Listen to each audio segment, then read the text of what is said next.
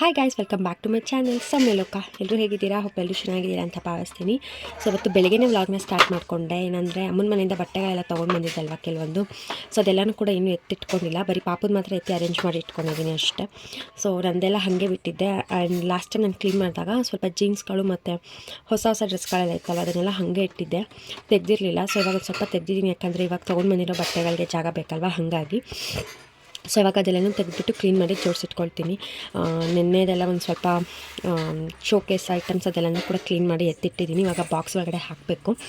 ಆಮೇಲಿಂದ ಮಾಡೋಣ ಅಂತ ಅಂದ್ಕೊಂಡೆ ಬಟ್ಟೆ ಕೆಲಸನ. ಬಟ್ ಪಾಪ ಕೂಡ ಎದ್ಬಿಟ್ಟಿದ್ದಾಳೆ. ಸೊ ಅವಳನ್ನ ಇಲ್ಲಿ ಬಿಟ್ಕೊಂಡಿದ್ದೀನಿ, ಅವಳು ಹಿಂಗೆ ಆಟ ಆಡ್ತಿದ್ದಾಳೆ. ಸೊ ಇಲ್ಲಿ ರೂಮಲ್ಲಿ ಅಟ್ಲೀಸ್ಟ್ ಹಿಂಗೆ ಬಿಟ್ಕೊಂಡು ಅವಳು ಆಟ ಆಡ್ತಿರ್ತಾಳೆ. ಆ ಟೈಮಲ್ಲಿ ನನಗೆ ಇಷ್ಟು ಮಾಡ್ಕೊಬೋದು, ಇಲ್ಲಾಂತಂದರೆ ಸುಮ್ಮನೆ ಲೇಟ್ ಆಗುತ್ತೆ. ಹಾಗಾಗಿ ನಾನೇನು ಮಾಡಿದೆ, ಇದೆಲ್ಲನೂ ಕೂಡ ತೆಗೆದಿಟ್ಕೊಂಡಿದ್ದೀನಿ. ಇದಿಷ್ಟು ಬಟ್ಟೆಗಳಿದ್ದಾವೆ. ಇವತ್ತಿನ ವೀಡಿಯೋನ ನೋಡಿ ನಿಮಗೆ ಇಷ್ಟ ಆದರೆ please like, share and comment. ಇನ್ನು ನನ್ನ ಚಾನಲ್ಗೆ ಸಬ್ಸ್ಕ್ರೈಬ್ ಮಾಡ್ಕೊಂಡಿಲ್ಲ, ಸಬ್ಸ್ಕ್ರೈಬ್ ಮಾಡ್ಕೊಳ್ಳಿ. ಇದೆಲ್ಲನೂ ಕೂಡ ಹೊಸ ಬಟ್ಟೆಗಳು, ಆವತ್ತು ಕ್ಲೀನ್ ಮಾಡಿರಲಿಲ್ಲ, ಹಾಗಾಗಿ ಇವಾಗ ತೆಗಿತಾ ಇದ್ದೀನಿ. ಮ್ಯಾಕ್ಸಿಮಮ್ ಅಂದರೆ ಇದನ್ನು 3 ಸಲ ಹಾಕಿರ್ಬೋದೇನೋ ಅಷ್ಟೇ, 2ರಿಂದ 3 ಸಲ ಇಲ್ಲಿರೋ ಬಟ್ಟೆಗಳನ್ನ. ಅದನ್ನು ಬಿಟ್ಟರೆ ಜಾಸ್ತಿ ಹಾಕೇ ಇಲ್ಲ. ಇದು ಕಿರಣ್ ನನಗೆ ಒಂದು ಬರ್ತಡೇ ದಿನ ಅಂತ ಕೊಡಿಸಿದ. ಸೊ ಅವನೇ ಹೋಗಿ ಸೆಲೆಕ್ಟ್ ಮಾಡಿ ತೊಗೊಂಡು ಬಂದಿದ್ದು ಡ್ರೆಸ್ ಇದು. ಸೊ ಇದು ನನಗೆ ಕರೆಕ್ಟಾಗಿ ಆಗುತ್ತೆ ಅಂದ್ಕೊಂಡಿದ್ದೀನಿ. ಸೊ ಒಂದು ಸಲ ಎಲ್ಲನೂ ವೇರ್ ಮಾಡಿ ಚೆಕ್ ಮಾಡಿಬಿಟ್ಟು ಆಮೇಲೆ ತೆಗೆದು ಹಾಕ್ತೀನಿ. ಯಾಕೆಂದರೆ ನೋಡಿದಾಗ ಆಗುತ್ತೆ ಅಂತ ಅನಿಸುತ್ತೆ, ಬಟ್ ಹಾಕೊಳ್ಳೋಕೆ ಹೋದಾಗ ಆಗಲ್ಲ. ನೋಡಿದಾಗ ಆಗಲ್ಲ ಅಂತ ಅಂದ್ಕೊಳ್ತೀನಿ, ಬಟ್ ಅದನ್ನು ಹಾಕೊಂಡ್ರೆ ಕರೆಕ್ಟಾಗಿ ಆಗುತ್ತೆ. ಸೊ ಹಂಗಾಗಿ ಒಂದು ಸಲ ನೋಡಿಬಿಡೋಣ ಅಂತ ಈ ಒಂದು ಲಂಗ ಬ್ಲೌಸ್ನ ನಾನು ಹೈಸ್ಕೂಲಲ್ಲಿ ಇದ್ದಾಗ ತೊಗೊಂಡಿದ್ದು. May be 8th or 9th ಅಂತ ಅನಿಸುತ್ತೆ. ಆವಾಗ ತೊಗೊಂಡಿದ್ದು ಇನ್ನೂ ಇಟ್ಟಿದ್ದೀನಿ ನೋಡಿ. ನಾನು ಅದೇನೋ ನನಗೆ ಚೆನ್ನಾಗಿರೋ ಡ್ರೆಸ್ಗಳನ್ನ ಕೊಡೋದಕ್ಕೆ ಇಷ್ಟನೇ ಆಗಲ್ಲ. ನೋಡಿ ಕರೆಕ್ಟಾಗಿ ಆಗ್ತಾಯಿದೆ ಅಲ್ಲ, ಬಟ್ ಏನಂದರೆ ಹಿಂದೆಗಡೆ ಉಕ್ಸಾಕೋದಕ್ಕೆ ಆಗ್ತಾಯಿಲ್ಲ. ಅದು ಬಿಟ್ಟರೆ ಇನ್ನು ಮಿಕ್ಕಿದೆಲ್ಲ ಪರ್ಫೆಕ್ಟಾಗಿ ಆಗ್ತಾಯಿದೆ ನನಗೆ. ಲೆಂತ್ ಕೂಡ ಅಷ್ಟೇ ಕರೆಕ್ಟಾಗಿದೆ. ಈ ಲಂಗನ ನಾನು ಟಿ ಶರ್ಟ್ ಮೇಲೆ ಹಾಕ್ಕೊಳ್ಬೋದು ಮನೇಲಿದ್ದಾಗ, ಬಟ್ ಏನಂದರೆ ಜೋಡಿ ಇದೆ ಚೆನ್ನಾಗಿ, ಯಾರಿಗಾದ್ರೂ ಕೊಟ್ಟರೆ ಹಾಕೊಂಡಾಗೂ ಚೆನ್ನಾಗಿರುತ್ತೆ ಅಲ್ವಾ. ಸುಮ್ಮನೆ ಲಂಗ ನಾನು ಇಟ್ಕೊಂಡು ಬ್ಲೌಸ್ನ ಯಾರಿಗಾದ್ರೂ ಕೊಟ್ಟರೆ ಚೆನ್ನಾಗಿರಲ್ಲ. ಹಾಗಾಗಿ ಇದನ್ನು ಯಾರಿಗಾದ್ರೂ ಕೊಡ್ತೀನಿ. ಚೆನ್ನಾಗೇ ಇದೆ ಅಲ್ವಾ, ಹಾಕೊಳ್ಳೋರು ಯಾರಾದರೂ ಇದ್ದರೆ ಹಾಕೊಳ್ತಾರೆ. ನೆಕ್ಸ್ಟು ಈ ಜೀನ್ಸ್ನ ಹಾಕ್ಕೊಂಡೆ. ಈ ಜೀನ್ಸ್ ಕೂಡ ಕರೆಕ್ಟಾಗಿ ಆಗ್ತಾಯಿದೆ ನನಗೆ. ಇನ್ನು ನಾನು ಸ್ವಲ್ಪ ವೇಟ್ ಗೇನ್ ಆಗಿದ್ದೀನಿ ಅಂತ ಅನ್ನಿಸ್ತಿದೆ ನನಗೇನೆ. 1 ಇಯರ್ವರೆಗೂ ನಾನು ಏನೂ ತಲೆ ಕೆಡಿಸ್ಕೊಳ್ಳಲ್ಲ ಗೈಸ್. 1 ಇಯರ್ ಆದಮೇಲೆ ನಾನು ಡಯಟು ಎಲ್ಲ ಸ್ಟಾರ್ಟ್ ಮಾಡ್ತೀನಿ. ಡಾಕ್ಟರ್ ಕೂಡ ಅದನ್ನೇ ಹೇಳಿದ್ರು, ಫೀಡಿಂಗ್ ಸ್ಟಾಪ್ ಮಾಡೋವರೆಗೂ ಏನು ತಲೆ ಕೆಡಿಸ್ಕೊಬೇಡಿ, ಎಷ್ಟು ವೇಟ್ ಗೇನ್ ಆಗ್ತೀರಾ ಹಾಕ್ಕೊಳ್ಳಿ, ಆಮೇಲೆ ಬೇಕಿದ್ದರೆ ಬನ್ನಿ ನನ್ನ ಹತ್ರ, ನಾನೇ ಡಯಟ್ ಪ್ಲ್ಯಾನ್ ಕೊಡ್ತೀನಿ ಅಂತ ಹೇಳಿದ್ದಾರೆ. ಸೊ 1 ವರ್ಷದವರೆಗೂ ನಾನು ತಲೆ ಕೆಡಿಸ್ಕೊಳ್ಳಲ್ಲ. ಅದಾದಮೇಲೆ ಇವಾಗ ಟಿಫನ್ನಿಗೆ ದೋಸೆ ಮಾಡಿದ್ರು. ದೋಸೆ ಹಾಗೆ ಬೇಳೆ ಸಾಂಬಾರು ಅದನ್ನು ತಿಂತಾಯಿದ್ದೀನಿ. ತಿಂದು ಮುಗಿಸ್ಕೊಂಡು ಮತ್ತೆ ಕ್ಲೀನಿಂಗ್ ಸ್ಟಾರ್ಟ್ ಆಯ್ತು ನಂದು. ಈ ಡ್ರೆಸ್ಸು ಕೂಡ ಅಷ್ಟೇ ಚೆನ್ನಾಗಿದೆ, ಬಟ್ ಹಿಂದೆಗಡೆ ಇದನ್ನು ಸೇಮ್ ಜಿಪ್ ಆಗ್ತಾಯಿಲ್ಲ. ಅಂದರೆ ಇವಾಗ ನಾರ್ಮಲಾಗಿ ನಾವು ಇವಾಗ ಬ್ರೆಸ್ಟ್ ಫೀಡಿಂಗ್ ಮಾಡ್ತಿರೋದ್ರಿಂದ ನಾರ್ಮಲಾಗಿ ಚೆಸ್ಟ್ ದಪ್ಪ ಇರುತ್ತೆ. ಸೊ ಗೈಸ್ ಎಲ್ಲನೂ ಕೂಡ ಹಾಕಿ ನೋಡಿದೆ. ಸೊ ಕೆಲವೊಂದು ಜೀನ್ಸ್ ಹಾಕ್ತಾಯಿಲ್ಲ ನನಗೆ. ಅಂದರೆ ಇದು ಮೊದಲು ಕೂಡ ಆಗ್ತಾ ಇರಲಿಲ್ಲ, ಅಂದರೆ ಅವಾಗ ಲೂಸ್ ಆಗ್ತಾಯಿತ್ತು, ಬಟ್ ನಾನು ಹಂಗೆ ಇಟ್ಟು ಹಾಕ್ಕೊಳ್ತಾ ಇರಲಿಲ್ಲ. ಸೊ ಹಾಗಾಗಿ ಇದಿಷ್ಟು ತೆಗೆದಿಟ್ಟಿದ್ದೀನಿ. ಇದು ಒಂದು ಜೀನ್ಸ್ ಕರೆಕ್ಟಾಗಿ ಆಗ್ತಾಯಿದೆ. ಸೊ ನನಗೆ ಫುಲ್ಲು ಅಂದರೆ ಲೈಕ್ ಸೊಂಟದಿಂದ ಇಲ್ಲಿರಬೇಕು, ಅವಾಗ ಕರೆಕ್ಟಾಗಿ ಆಗುತ್ತೆ. ಈ ಜೀನ್ಸ್ ಎಲ್ಲ ಇಷ್ಟೇ ಬರುತ್ತಾ, ಅದು ಕೂತ್ಕೊಂಡಾಗೆಲ್ಲ ಕೆಳಗಡೆ ಹೋಗುತ್ತೆ, ಅದೊಂಥರ ಅನ್ಕಂಫರ್ಟಬಲ್ ಫೀಲ್ ಆಗುತ್ತೆ. ಸೊ ಹಾಗಾಗಿ ಅದನ್ನೆಲ್ಲನೂ ತೆಗೆದಾಕ್ಬಿಟ್ಟೆ. ಸೊ ಇವಾಗ ಅಮ್ಮನ ಮನೆಯಿಂದ ತಂದಿದ್ದೀನಲ್ವ ಬಟ್ಟೆಗಳು, ಸೊ ಅದೆಲ್ಲ ಇಲ್ಲಿದೆ. ಪಾಪುದು ನಂದು ಎಲ್ಲ ಮಿಕ್ಸ್ ಆಗಿದೆ. ಸೊ ನಿನ್ನೆ ಪಾಪು ಬಟ್ಟೆಗಳನ್ನೆಲ್ಲ ಎತ್ತಿಟ್ಟಿದ್ದೀನಿ ಆಲ್ಮೋಸ್ಟು. ಅದೇ ಈ ಬಾಕ್ಸ್ ಒಳಗಡೆ ಹಾಕಿ ಇಟ್ಟಿದ್ದೀನಿ. ಸೊ ಇನ್ನು ಮಿಕ್ಕಿದೆಲ್ಲನೂ ಕೂಡ ಇವಾಗ ಎತ್ತಿಟ್ಕೊಬೇಕು. ನನ್ನ ಬಟ್ಟೆಗಳೆಲ್ಲನೂ ಕೂಡ ಇವಾಗ ಬೀರಲ್ಲಿ ಹಾಕ್ತೆ. ಸೊ ಇವಾಗ ಬಂದು ಕ್ಲೀನಿಂಗ್ ಸ್ಟಾರ್ಟ್ ಮಾಡ್ಕೊಳ್ತಾ ಇದ್ದೀನಿ. ಮತ್ತೆ ಲಾಸ್ಟ್ ವ್ಲಾಗಲ್ಲಿ ನಾನು ತೋರಿಸಿದ್ದೆ ಅಲ್ವಾ ನಿಮಗೆ, ಶೋಕೇಸ್ದು ಐಟಮ್ಸ್ ಎಲ್ಲನೂ ಕೂಡ ಕ್ಲೀನ್ ಮಾಡಿದ್ದು. ಸೊ ಅದೆಲ್ಲನೂ ಕೂಡ ನಾನು ಹಾಗೆ ಪುಟ್ಟಿ ಒಳಗಡೆ ಹಾಕಿ ಇಟ್ಟಿದ್ದೆ. ಅದೆಲ್ಲನೂ ಕೂಡ ಇವಾಗ ನಾನು ಈ ಒಂದು ಬಾಕ್ಸ್ ಒಳಗಡೆ ಹಾಕಿ ಇಡೋಣ ಅಂತ. ಸೊ ಈ ಥರ ರಟ್ಟು ಬಾಕ್ಸ್ಗಳು ತಂದಿದ್ದಾರೆ ಕೆಲವೊಂದಷ್ಟು ಪ್ಯಾಕ್ ಮಾಡೋದಕ್ಕೆ ಅಂತಲೇ ಹೇಳಿ. ಹಾಗಾಗಿ ಈ ಬಾಕ್ಸ್ನ ಇವಾಗ ರೆಡಿ ಮಾಡ್ತಿದ್ದೀವಿ. ಸೊ ನೀಟಾಗೆಲ್ಲ ಟೇಪ್ ಹಾಕಿ ಕವರ್ ಮಾಡಿದ್ರೆ ಆಮೇಲಿಂದ ಎಲ್ಲ ಐಟಮ್ಸ್ನು ಕೂಡ ತುಂಬೋದಕ್ಕೆ ಈಸಿ ಆಗುತ್ತೆ. ಪ್ಯಾಕಿಂಗ್ ಮಾಡೋದಕ್ಕೆ ಅಂತಲೇ ಬರ್ತಾರೆ ಪ್ಯಾಕಿಂಗ್ ಆ್ಯಂಡ್ ಮೂವರ್ಸ್ ಅವರಿಗೂ ಕೂಡ ಹೇಳ್ಬೋದು. ಬಟ್ ಏನಂದರೆ ಅವ್ರು ಬಂದರೆ ಎಲ್ಲ ಐಟಮ್ಸ್ನು ಕೂಡ ತುಂಬಿಟ್ಟು ತೊಗೊಂಡೋಗಿ ಇಡ್ತಾರೆ. ನಾವೇನು ಅನ್ಕೊತಾ ಇದ್ದೀವಿ ಅಂದರೆ ಎಲ್ಲ ಏನೇನು ಐಟಮ್ಸ್ ಬೇಕು ಅದನ್ನು ಮಾತ್ರ ನಾವೇ ನೀಟಾಗಿ ತುಂಬಿಟ್ಬಿಟ್ಟು ಆಮೇಲೆ ಬೇಕಿದ್ರೆ ಅವ್ರಿಗೆ ಹೇಳೋಣ ಅಂತ.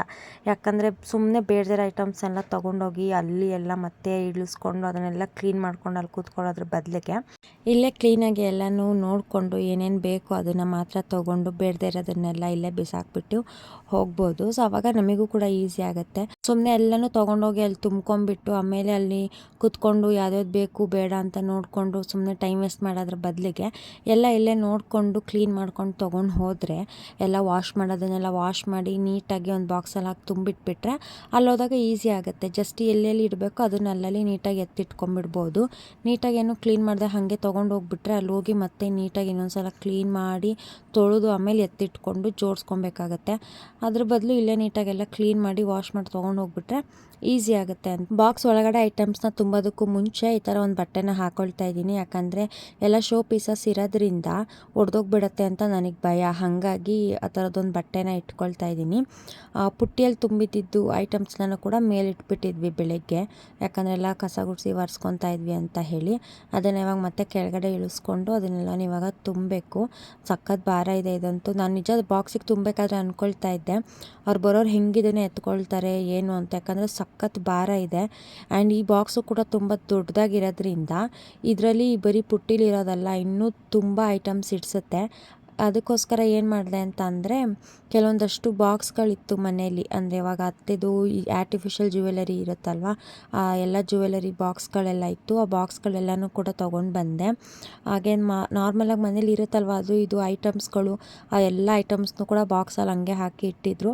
ಅದೆಲ್ಲನೂ ಇದ್ರೊಳಗಡೆ ಇಟ್ಬಿಡೋಣ, ಜಾಗ ಇನ್ನೂ ದೊಡ್ಡದಾಗಿದೆ ಅಂತ ಹೇಳಿ ಆ ಬಾಕ್ಸ್ಗಳೆಲ್ಲನೂ ಕೂಡ ತೊಗೊಂಡು ಬಂದೆ.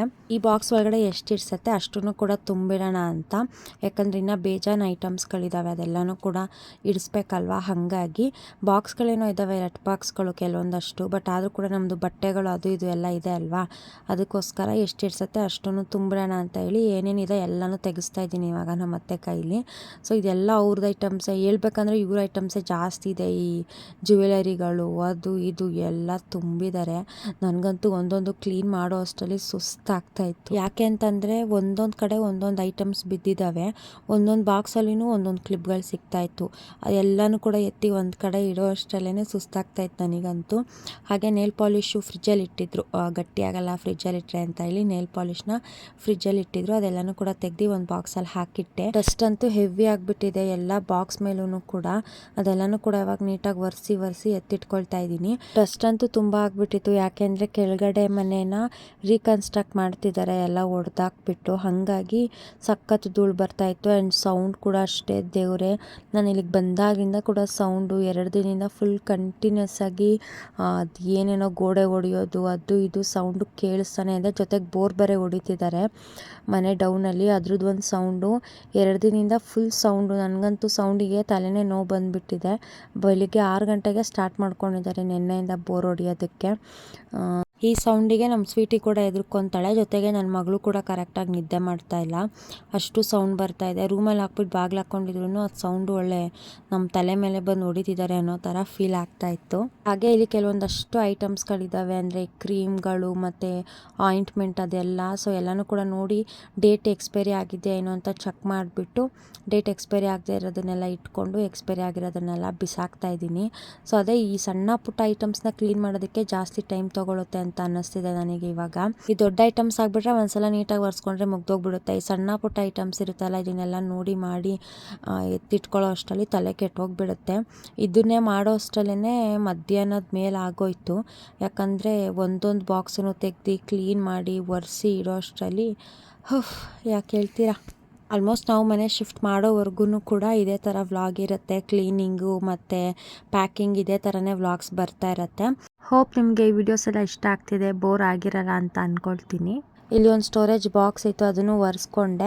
ಇದನ್ನು ನಾನು ಬಾಕ್ಸ್ ಒಳಗಡೆ ಹಾಕಲ್ಲ, ಇಲ್ಲೇ ಇಟ್ಕೊಂಡಿರ್ತೀನಿ. ಯಾಕಂದರೆ ಅದರಲ್ಲಿ ಡೈಲಿ ಎಸೆನ್ಷಿಯಲ್ಸ್ನ ಹಾಕಿರ್ತೀನಿ. ಅಂದರೆ ಈ clip, sticker, Fair and Lovely ಅದೆಲ್ಲನೂ ನಮ್ಮ ಮತ್ತೆ ಐಟಮ್ಸ್ ಎಲ್ಲನೂ ಕೂಡ ಇದರಲ್ಲಿ ಹಾಕಿ ಇಡ್ತೀನಿ. ರಬ್ಬರ್ ಬ್ಯಾಂಡು, ನಾರ್ಮಲಾಗಿ ಡೈಲಿ ಏನೇನು ಯೂಸ್ ಮಾಡ್ತೀವಲ್ವ ಅದನ್ನು ಹಾಕಿಬಿಟ್ಟಿರ್ತೀನಿ. ಸೊ ಗೈಸ್, ಸದ್ಯಕ್ಕೆ ಇದಿಷ್ಟು ಮಾಡೋಷ್ಟೇ ನನ್ನ ಸೊಂಟ ಬಿದ್ದೋಯ್ತು. ನಮ್ಮ ಮತ್ತೆ ಏನಕ್ಕೆ ಇಷ್ಟ ತೆಗೆದು ತುಂಬ್ಕೊಂಡಿದ್ದಾರೆ ಅಂತಲೇ ಗೊತ್ತಾಗ್ತಾ ಇಲ್ಲ. ಕ್ಲಿಪ್ಪು, ಸಣ್ಣ ಪುಟಾಣಿ ಕ್ಲಿಪ್ಪು, ಯಪ್ಪ ದೇವ್ರೆ ಅನ್ನಿಸ್ತಾ ಇದೆ. ಸೊ ಸದ್ಯಕ್ಕೆ ಇನ್ನೂ ಪಾಪು ಮಲ್ಕೊಂಡಿದ್ದಾಳೆ ಪುಣ್ಯಕ್ಕೆ. ನಾನು ಆ್ಯಕ್ಚುಲಿ ಹೇಳ್ಬೇಕಂದ್ರೆ ನೆನ್ನೆ ಕ್ಲೀನ್ ಮಾಡಿದ್ದೆ ಅಲ್ವ, ಅದನ್ನು ತುಂಬೋಣ ಅಂತ ತೆಗೆದೆ. ನೋಡಿದ್ರೆ ಇದನ್ನೆಲ್ಲ ತಕ್ಕೊಂಡು ಕೂತಿದ್ದೀನಿ. ಸೊ ಇವಾಗ ಸದ್ಯಕ್ಕೆ ಇದಿಷ್ಟು ಕ್ಲೀನ್ ಆಗಿದೆ. ಎತ್ತಿಟ್ಬಿಟ್ಟು ಒಂದು ಸ್ವಲ್ಪ ಊಟ ಮಾಡ್ಬಿಟ್ಟು ಮಲ್ಕೊತೀನಿ. ಸೊಂಟ ನೋವು ಬರ್ತಾಯಿದೆ, ಜಾಸ್ತಿ ಮಾಡಿದ್ರೆ ಕಷ್ಟ ಆಗುತ್ತೆ ಮುಂದಕ್ಕೆ. ಹಾಗಾಗಿ ಇವಾಗ ಇದಿಷ್ಟು ಮಾತ್ರ ಎತ್ತಿಟ್ಬಿಟ್ಟು ಆಮೇಲೆ ಊಟ ಮಾಡ್ತೀನಿ. ಊಟಕ್ಕೆ ಅಜ್ಜಿ ಜೋಳದ ರೊಟ್ಟಿ ಮಾಡಿ ಬದನೆಕಾಯಿ ಪಲ್ಯ ಮಾಡಿದ್ರು, ಚೆನ್ನಾಗಿತ್ತು. ಇದನ್ನು ತಿಂದ್ಬಿಟ್ಟು ನೋಡ್ತೀನಿ, ಆದರೆ ಒಂದು ಸ್ವಲ್ಪ ಹೊತ್ತು ರೆಸ್ಟ್ ಮಾಡ್ತೀನಿ.